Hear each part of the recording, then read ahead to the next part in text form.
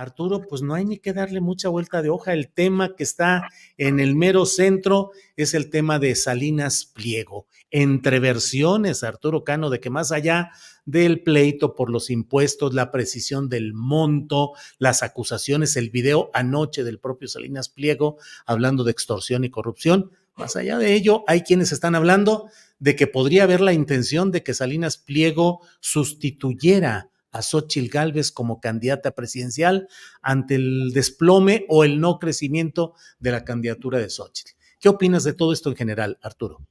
Es que es un arroz que se cuece pero no se cuece, o un enfermo terminal que puede revivir. No sé si leyeron el artículo de Enrique Krause hablando de las carreras y hablando de cómo todavía puede remontar la oposición. A ratos parecía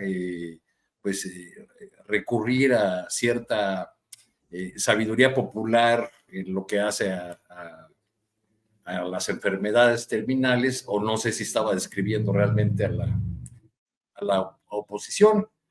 Creo que habría en el bando opositor la tentación de hacer de un empresario bravucón y con este discurso muy a lo Milei que tiene Salinas Pliego, pues un aspirante más competitivo.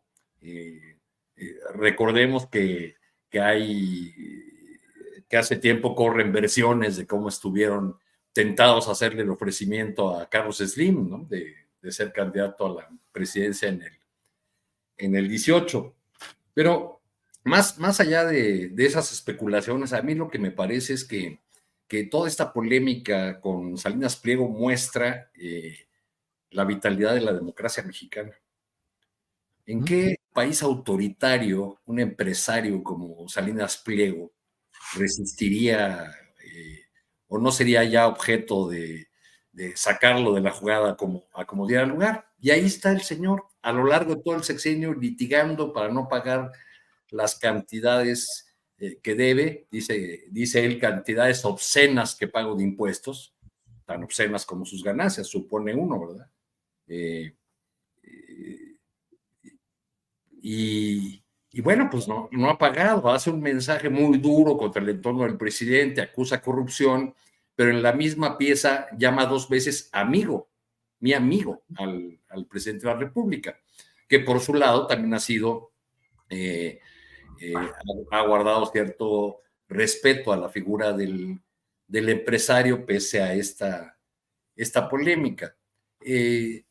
Salinas Pliego quizá emblematiza al empresario que se negó hasta el final o que resistió hasta el final aceptar algo que muchos otros aceptaron, sobre todo los que llaman grandes contribuyentes. A lo largo de este sexenio, pues se ha informado de manera cotidiana en la mañanera de cuántos de estos llamados grandes contribuyentes se han puesto al corriente en sus pagos, con sus adeudos con el SAT.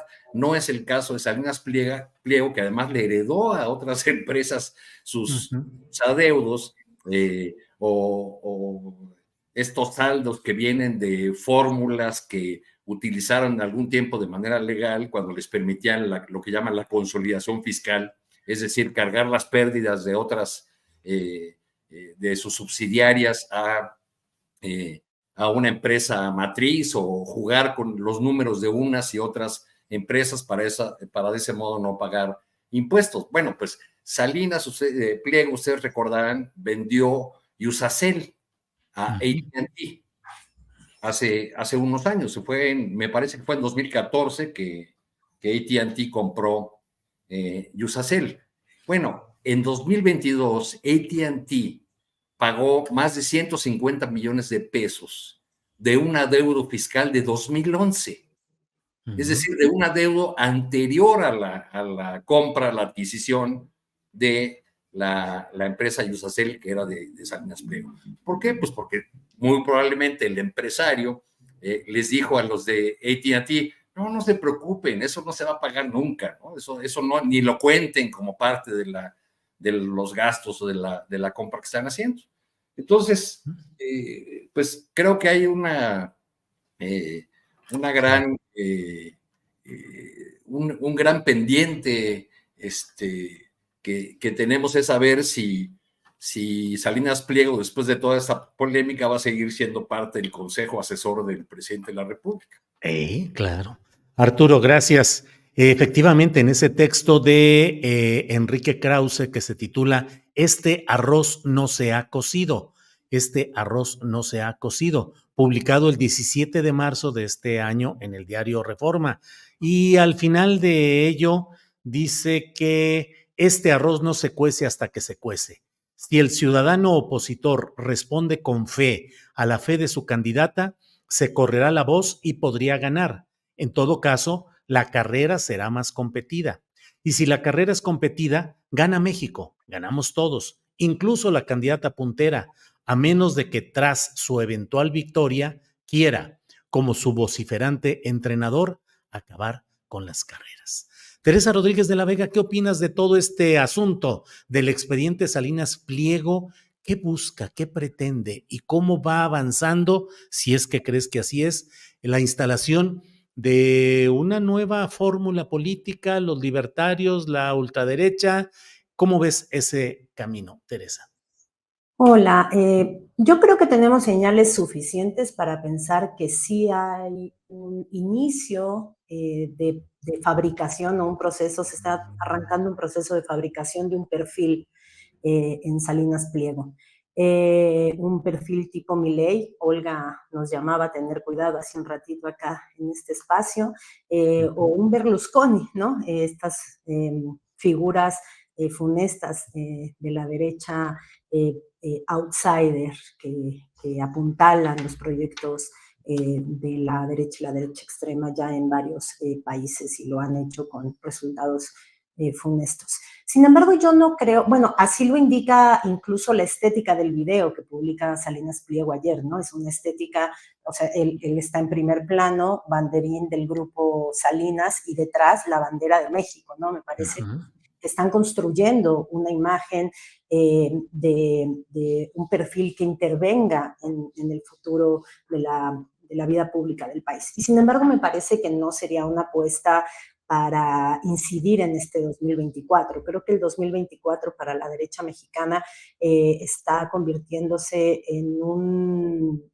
tipo de control de daños. Están intentando amortiguar la pésima elección de candidatura que hicieron y hay que ver cómo lo hacen. Me parece que ahorita la intervención de Salinas Pliego más bien comparsa con la actuación de distintos actores en términos de cómo intentar como decrecer un poquito la distancia, que ya se antoja una debacle electoral, ya se antoja posible el peor resultado electoral de la historia de la derecha mexicana y me parece que están intentando revertirlo, ¿no? En ese sentido hay que ver cómo lo hacen. Por un lado están este tipo de fichas como la de Salinas Pliego y este ejemplo emblemático de la instalación en el debate público de mentiras deliberadas a través del planteo de hipótesis que generan la sospecha y generan la duda, es decir, el video es grosero, ¿no? Él dice, con que se robaran el 10% del programa de los adultos mayores, tendrían,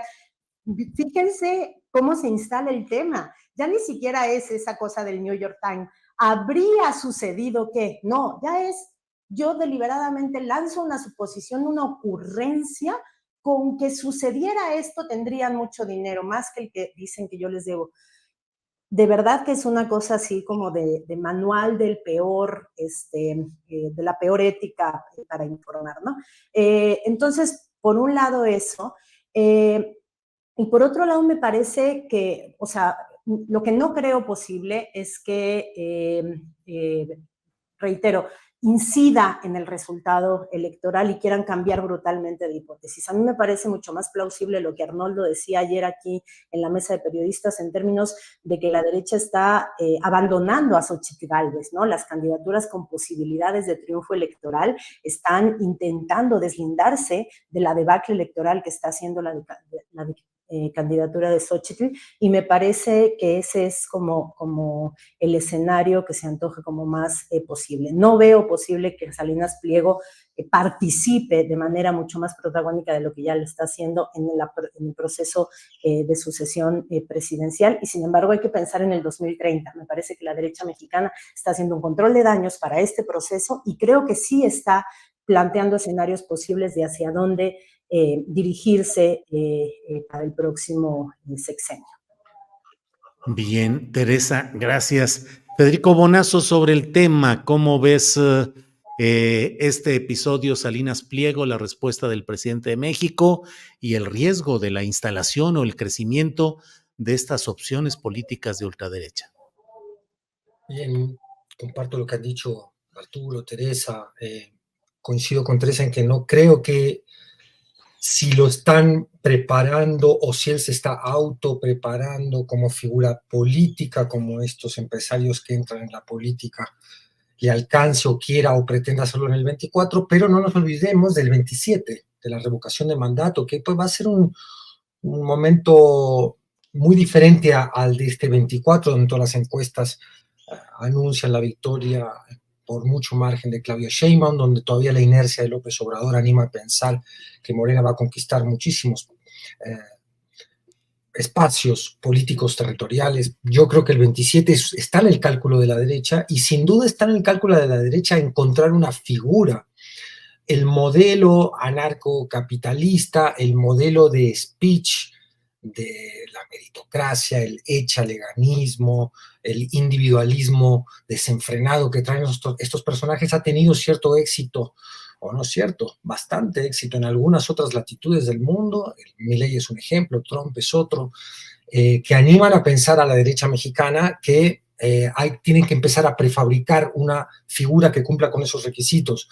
Verástegui no lo logró, Lili Telles no lo logró. Las condiciones también de la discusión política y de la, no sé, estructura social de este país me parece que no permitirían, o en todo caso no se ve por dónde podría un speech tan agresivo, tan drástico, tan abiertamente enfrentado a la sociedad o a grandes porciones de la sociedad pudiera conquistar electores, votantes. No se ve cómo. Van a tener que encontrar algo más adecuado a la idiosincrasia y a las relaciones políticas mexicanas. Yo no veo ese espacio discursivo, pero sin duda veo que es una, o sea, no lo veo como posibilidad de éxito en lo inmediato, pero sí veo que están construyendo a través de ese speech bastante anarcocapitalista la próxima figura de la oposición. Y anarcocapitalista tiene un sentido no solo ideológico, que creo que muchos de ellos están convencidos de los dogmas anarcocapitalistas, sino que tiene un sentido pragmático. Si tú atacas al Estado y conviertes al Estado en el victimario del empresario noble que da trabajo y que es una de las figuras más importantes de la sociedad, recordemos el discurso de Milei en Davos, ahí también evades tus responsabilidades ciudadanas, es decir, el Estado es un agresor, lo vemos con Alatorre diciendo, invitando a una segunda enmienda en México, ¿no? Hay que armarse contra la agresión del Estado expropiador de terrenos. Vaya, es un discurso peligroso, ¿no? El cobrar impuestos sería una persecución política de un Estado arbitrario y no la aplicación de la ley fiscal. Vaya, es un discurso que pues estamos viendo, por ejemplo, en Argentina, en qué ha derivado. Ha derivado en un experimento social que tiene la aprobación de parte del Congreso y gran parte de la sociedad todavía, de un proyecto, de un experimento político, económico, social, que ya está causando estragos. Es decir, no descansaría en lo primero que dije, es decir, creer que las condiciones políticas mexicanas no permitirían el ascenso de uno de estos personajes anarcocapitalistas. A la vez, el ejemplo de lo que va a ser sin duda el fracaso anarcocapitalista de Milei, va a jugar un rol en este futuro que estamos intentando proyectar y anticipar. Por tanto, son muchas variables para en este momento tener un pronóstico. Pero y con esto concluyo, la relación entre Salinas Pliego y López Obrador estaba pegada muy mal desde el principio. algunas voces, yo entre ellas, está mal decirlo, pero es así, anticipamos que en algún momento este elástico se iba a estirar hasta romperse. Vamos a ver si se termina de romper o no ahora que acaba el sexenio.